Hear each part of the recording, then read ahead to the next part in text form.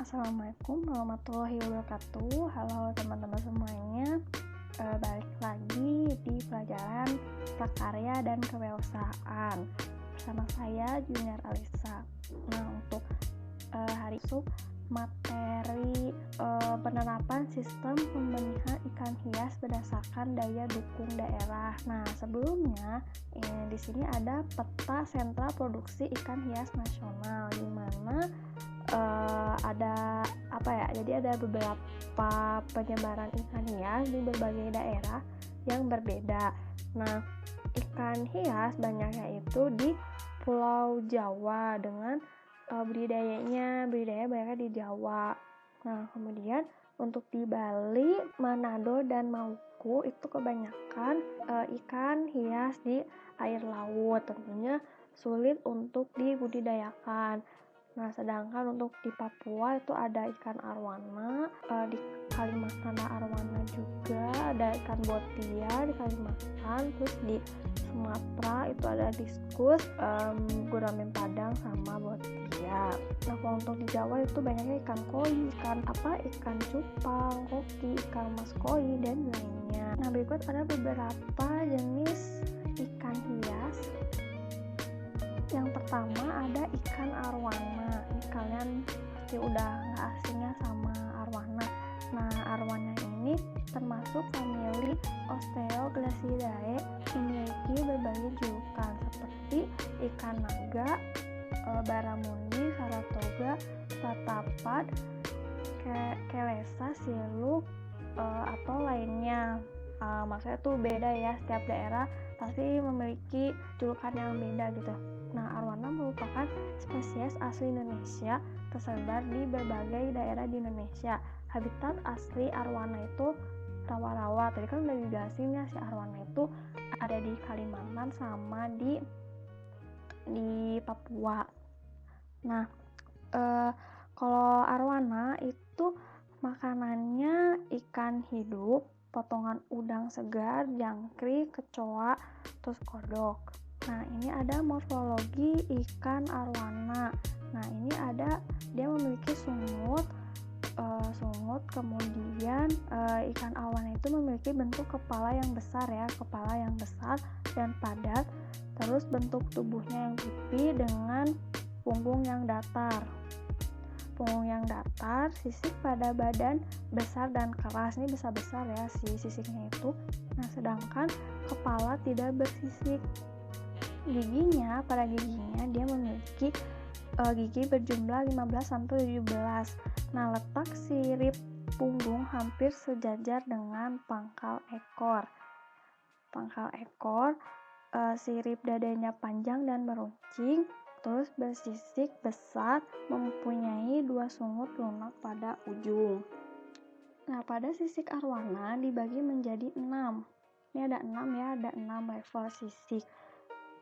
Yang dimulai dihitung dari arah bawah, bagian bawah ke atas. Nah, level atau baris sisik pertama pada bagian perut. Kemudian baris sisik yang terletak di atas perut disebut level kedua, di atas perut ya, kan yang level 1 itu di bawah perut, kalau yang kedua di atas perut. Nah, demikian seterusnya hingga level 6 yang berada pada bagian paling atas di punggung. Kalau di punggung itu dia level 6 sisiknya. Nah, ini ada beberapa jenis ikan arwana dengan harganya, tapi untuk harganya itu tergantung dari yang jualnya dan panjangnya. Kemudian ini ada ikan arwana retail golden, arwana Brazil, arwana Banjar, arwana super red, ikan arwana Papua, ikan arwana batik. Nah, untuk ikan arwana batik itu mahal banget ya, karena melihat dari sisiknya itu terdapat motif batik. Berikut pemijahan ikan arwana.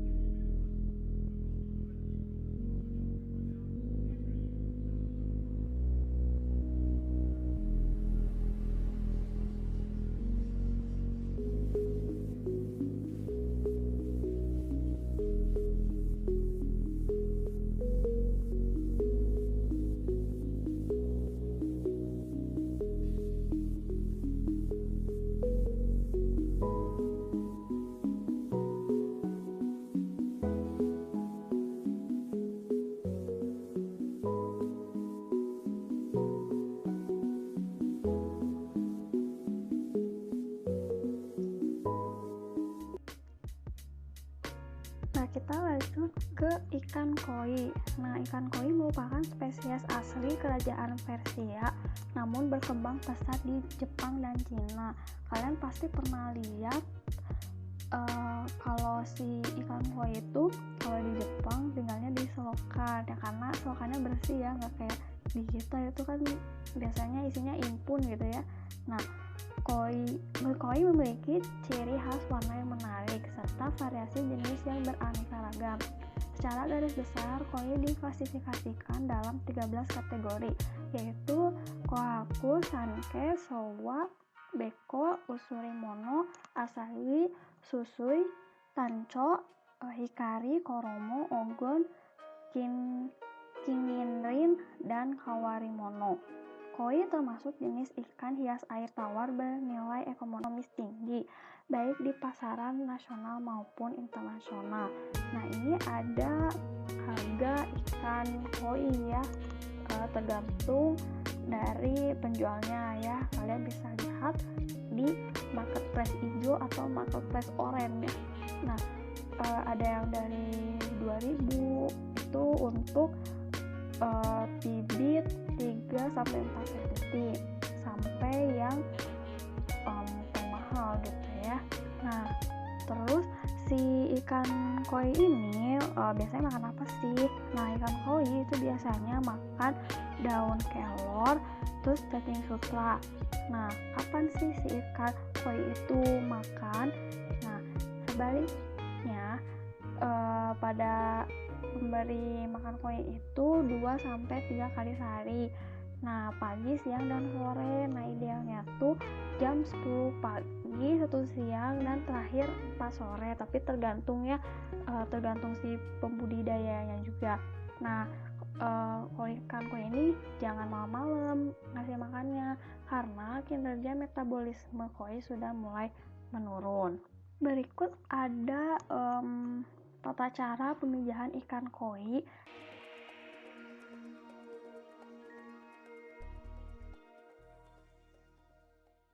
Teknologi pemijahan buatan atau kawin suntik bukan merupakan teknologi baru karena sering digunakan pada ikan-ikan konsumsi. Secara teknis, mudah diterapkan pada ikan hias seperti ikan koi.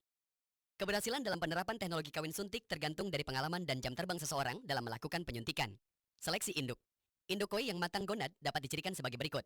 Untuk induk jantan, induk berumur minimal 1,5 tahun dengan bobot minimal 1,5 kg dan jika diurut ke arah perut akan mengeluarkan sperma. Sedangkan pada induk betina, induk berumur minimal 2 tahun dengan bobot minimal 2 kg. Kelamin berwarna kemerahan, perut membesar ke arah anus, dan apabila ditekan akan terasa lembek. Alat dan bahan. Berikut adalah alat-alat yang digunakan dalam pemijahan buatan ikan koi. Spuit atau alat suntik, hormon gonadotropin, penoksi etanol atau minyak cengkeh, botol sampel, larutan fisiologis, baskom besar dan kecil, ember besar atau bak besar, handuk yang halus, kain lap atau tisu, mangkuk keramik, kakaban, bulu ayam, serta bak beton atau bak fiber. Wadah pemeliharaan dan penetasan telur. Bak beton yang kami pergunakan berukuran 2x2 meter dengan ketinggian 1 meter. Sebelum diisi dengan air, sebaiknya bak dibersihkan terlebih dahulu. Air yang digunakan berasal dari sumur yang telah diendapkan dalam tandon. Bak beton berguna untuk menampung induk koi yang telah disortir dari kolam. Selain itu juga berguna sebagai wadah inkubasi dan penetasan telur. Dalam kawin suntik, kita mengenal istilah waktu laten. Waktu laten adalah jarak waktu setelah penyuntikan sampai dengan ikan ovulasi. Waktu laten dapat berbeda meskipun pada spesies yang sama. Hal ini tergantung dari tingkat kematangan gonad induk, suhu pada wadah induk, dan kondisi fisiologis dari ikan. Untuk ikan koi, waktu laten adalah sekitar 8 hingga 9 jam. Hormon gonadotropin adalah kunci dalam teknik kawin suntik pada ikan koi, karena fungsi hormon di sini sebagai perangsang kematangan gonad dan terjadinya ovulasi.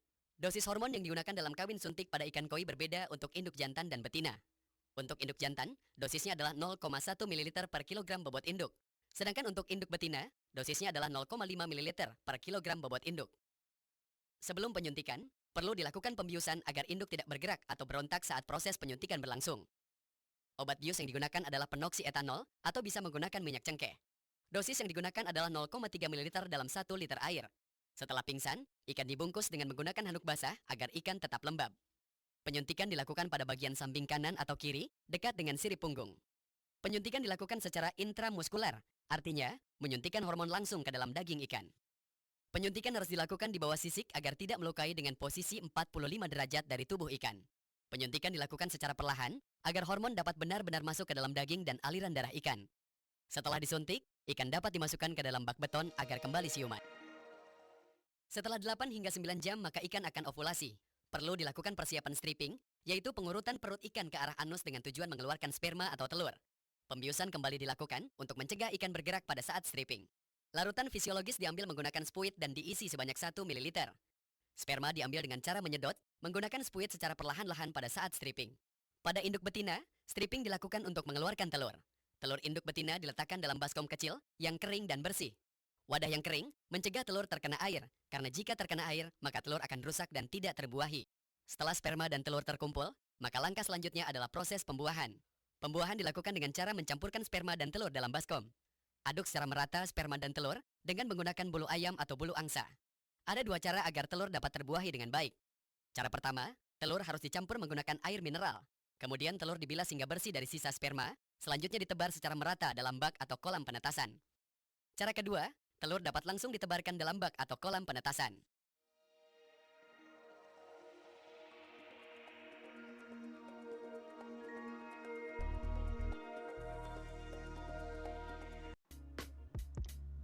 Nah, ada ikan mas koki nih. Kalian bisa lihat ikan mas koki dengan bentuk tubuhnya yang mungil, terus lucu gitu ya, beda dari ikan hias yang lain. Nah, ikan mas koki merupakan jenis ikan air tawar yang hidup di perairan dangkal yang mengalir tenang. Mas koki memiliki tubuh yang bulat, matanya lebar, kepala lancip, ukuran mulutnya sedang, terus memiliki lembaran insang dan memiliki sirip ekor panjang dan lebar tanpa belahan. Nah, ikan mas koki ini biasanya makan cacing sutra, cacing darah, kutuk air, jentik nyamuk. Nah, kalau ikan mas koki makannya berapa kali sih dalam sehari? Biasanya dia makan itu 2 kali sehari. Nah, untuk harga ikan mas koki itu bisa mencapai 1.500.000 loh. Itu harga ikan mas koki rancu Sakura Jumbo. Mahal banget ya karena dengan bentuk tubuhnya yang mungil dan lucu gitu ya, itu membuat ada daya tarik gitu ya bagi pecinta ikan hias gitu ya. Nah, berikut ada proses pemijahan ikan mas koki. Cara pemijahan ikan mas koki ini dengan media bekas kulkas bekas teman-teman. Di kulkas bekas sudah dibuka lapis luarnya, jadi ini tinggal baknya aja. Ini kulkas 1 pintu teman-teman. Ya, teman-teman. Ada 2. Ya. Lagi ini sedang isi air. Ya ini. Jadi ini baru saja saya isi air. Kemudian kita endapkan minimal 1 hari 1 malam airnya ini agar kadar oksigen di air sudah netral. Ini juga saya kasih ketapang, jadi kalau tidak ada ketapang juga tidak apa-apa. Ini aerator sudah saya kasih. Nah, ini media peneluran. Nanti juga saya kasih eceng gondok. Selanjutnya ini kita memilih indukan. Ini indukan betina. Jadi kita pilih indukannya yang matang gonat. Bisa dilihat dari perutnya yang gendut, kelaminnya yang merah, serta di perutnya itu lembut teman-teman, menandakan sudah matang gonat. Masukkan jantan dan betina. Nah, kali ini saya memasukkan jantan dan betina, 6 jantan dan 4 betina. Oke, kita lihat ya teman-teman. Ini betina. Ya, ini jantan.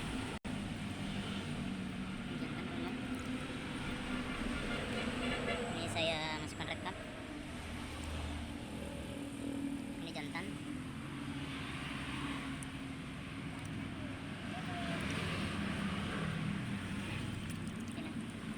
Oke, kita tunggu. Ini 2 bak ya. Nah, ini jantan. Oranda. Ini betina.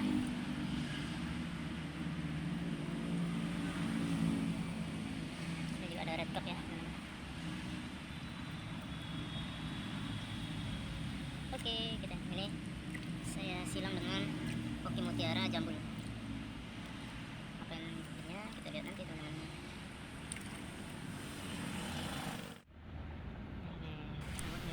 Nah ini teman-teman, esok paginya kita lihat ya teman-teman, ini sudah bertelur. Biasanya kalau kita beruntung, ikan koki ini 1 hari saja sudah bertelur. Jadi kita gabungkan sore, esok pagi jam-jam sudah nampak matahari, kita lihat nih, sudah nampak telurnya teman-teman. Nah yang di bak satu lagi kita lihat, ini sepertinya tidak bertelur teman-teman. Jadi kalau belum bertelur biarkan aja dulu 1 hari lagi. Nah ini teman-teman, setelah 3 hari dari telur kemarin, ini anak ikan koki sudah menetas, lihat itu sudah belajar berenang. Biasanya sih 2 hari setengah, 2 hari setengah sudah pada netas, tapi belum bisa berenang. Ini sudah bisa berenang ya teman-teman. Jadi ini umur 3 hari, lihat itu banyak ya. Jadi setelah bertelur, indukan mas koki tadi sekitar jam 8 angkat aja teman-teman, dan dipisahkan lagi antara jantan dan betina. Setelah bertelur yang kemarin dipisahkan lagi ya. Jadi kalau tidak dipisahkan, nanti telurnya akan dimakan oleh indukannya sendiri. Nah ini setelah 3 hari dari bertelur kemarin, lihat anaknya cukup banyak ya teman-teman. Nah itu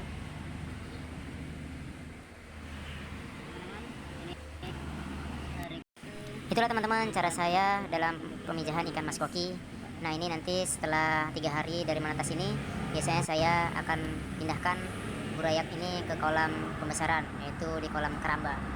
Bagaimana cara saya memindahkan burayak ikan mas koki ini? Makanya jangan lupa klik subscribe channel ini, jangan ketinggalan video-video saya selanjutnya.